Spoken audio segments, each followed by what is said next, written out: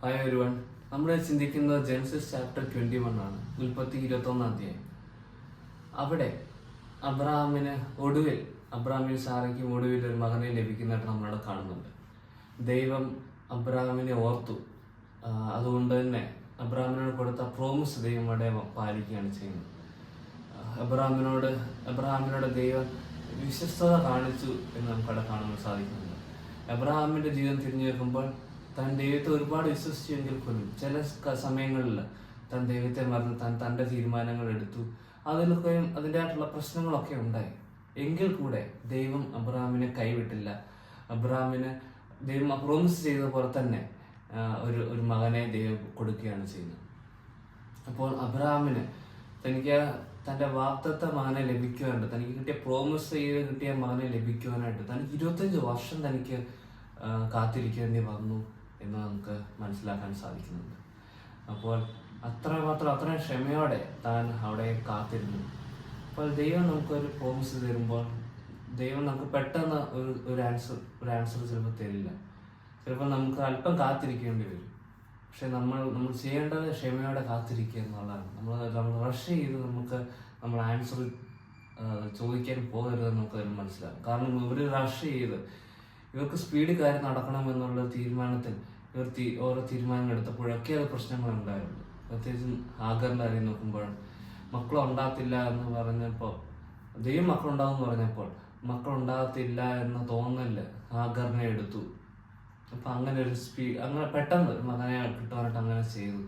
അത് പിന്നീട് പല ബുദ്ധിമുട്ടുകളിലേക്ക് എത്തിച്ചേരാനായിട്ടിടയായിരുന്നു. അങ്ങനെ ഈ തുടക്കത്തിലെ കുറച്ച് വാക്യങ്ങളിൽ 21 അധ്യായം തുടക്കത്തിലെ കുറച്ച് വാക്യങ്ങളിൽ അങ്ങനെ ഇസ്ഹാക്കിനെ കിട്ടിയതായിട്ട്, ഇസ്ഹാക്കിനെ ദൈവം കൊടുക്കുന്നതായിട്ട് നമ്മൾ അവിടെ കാണുന്നുണ്ട്. ഇസ്ഹാക്ക് എന്ന വാക്കിനകത്ത് ചിരി എന്നാണ്, ലാഫർ എന്നാണ് അർത്ഥം. അതിനുശേഷം നമുക്ക് പിന്നീട് കാണുന്നത്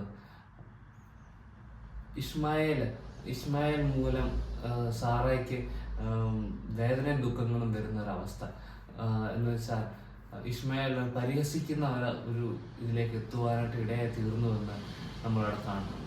അപ്പോൾ അതിൻ്റെ ആ ദേഷ്യം കൊണ്ട് സാറ ഹസ്ബൻഡ് അബ്രഹാമിനോട് പറയുകയാണ്, ഈ ദാസിയും മകനെയും അവിടെ നിന്ന് ഇറക്കി വിടാനെന്ന് പറയും. അപ്പോഴും അബ്രഹാമിൻ്റെ മനസ്സിൽ ഭയങ്കര ദുഃഖമാണ് ഉണ്ടായത്, താൻ എന്ത് ചെയ്യണമെന്നുള്ളത്. കാരണം ദൈവം വാഗ്ദത്തം ചെയ്ത ഒരു മകൻ അല്ലെങ്കിൽ കൂടെ ഇസ്മായിലും തൻ്റെ ഒരു മകനാണ്. അപ്പം ആ മകനെ എങ്ങനെ തൻ്റെ അടുത്ത് നിന്ന് താൻ പുറത്തേക്ക് വിടും എന്നുള്ള ഒരു ചിന്ത തനിക്ക് ഉണ്ടായിരുന്നു. അതുകൊണ്ട് തന്നെ ദൈവം അപ്പോൾ ദൈവം തന്നോട് പറഞ്ഞു, എൻ്റെ വൈഫ് പറയുന്നതിനെ കേൾക്കുക, നീ അവരെ വിടുക എന്ന് പറയുകയാണ് ചെയ്യുന്നത്. അപ്പോൾ അബ്രഹാം ദുഃഖത്തോടെ അല്പം വെള്ളവും എല്ലാം കൊടുത്ത്, ആഹാരം വെള്ളവും എല്ലാം കൊടുത്ത് താൻ അവിടെ നിന്ന് അവരെ വിടുകയാണ് ചെയ്യുന്നത്. അപ്പോഴും കൂടെ അവർ മരുഭൂമിയിലൂടെ യാത്ര ചെയ്ത് അവരുടെ വെള്ളമെല്ലാം തീർന്ന് ഇസ്മായേൽ മരിക്കാറായപ്പോൾ ഹാഗർ ഇസ്മായേലിനെ കുറിച്ച് മാറ്റി വെച്ചിട്ട് താനോട് ദുഃഖത്തോടെ തന്നോട് അവിടെ ദൈവത്തെ വിളിക്കുകയാണ് ചെയ്യുന്നത്. അപ്പോൾ പക്ഷേ അവിടെ നമ്മൾ പ്രത്യേകിച്ചും കാണുന്നത് ദൈവം ബാലന്റെ വിളി കേട്ടു എന്നാണ് പറയുന്നത്. അപ്പോൾ ഒരു പക്ഷേ ആ സമയത്ത് ഇസ്മായേലും ദൈവത്തെ വിളിച്ച് കാണാം, ദൈവമേ ഞാൻ മരിക്കാൻ പോവുകയാണ്, എന്നെ സഹായിക്കാൻ, അങ്ങനെ എന്തെങ്കിലും വിളിച്ച് കാണാം. നമ്മൾ മലയാള ബൈബിൾ നോക്കുമ്പോൾ അതങ്ങനെ നമ്മൾ കാണുന്നില്ല. പക്ഷെ ദൈവം അവിടെ പറയുന്നത് ബാലന്റെ വിളി കേട്ടു എന്നാണ് പറയുന്നത്.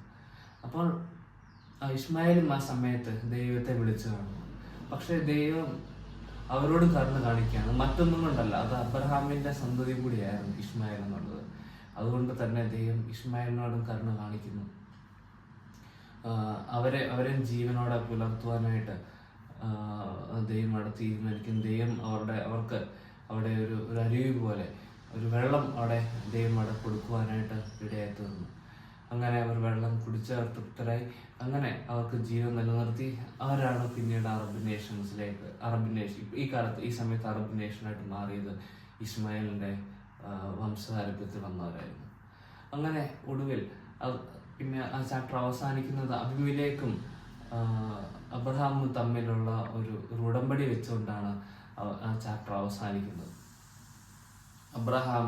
അബ്രഹാം അവിടെ ധനവാനായി പവർഫുൾ ആയിട്ടൊരു വ്യക്തിയായിട്ട് താൻ വളർന്നു വരുന്നു. അപ്പോൾ അബിമേലെക്ക് ചെയ്യുന്നത്, താൻ അബ്രഹാമുമായിട്ട് താൻ ഒരു ഒരു ഒരു ഒരു എഗ്രിമെന്റിലെത്തിയാണ്. നിങ്ങൾ ഞങ്ങളെ ഒന്നും ചെയ്യുകയില്ല എന്ന് പറഞ്ഞുകൊണ്ട് എഗ്രിമെന്റിലെത്തുകയാണ്.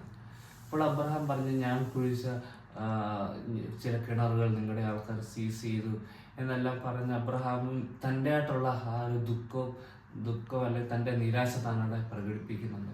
പക്ഷെ അവർ രണ്ടുപേരും ഒടുവിൽ ആ ഒരു സന്ധി ഒപ്പിട്ട്, അല്ലെങ്കിൽ അവർ തമ്മിൽ ഒരു എഗ്രിമെന്റിൽ തമ്മിൽ ഇനി അങ്ങനെ ഹേർട്ട് ചെയ്യില്ല എന്നുള്ള ഒരു എഗ്രിമെന്റിൽ അവരവിടെ പിരിയുന്നതായിട്ട് നമ്മളവിടെ കാണുന്നുണ്ട്.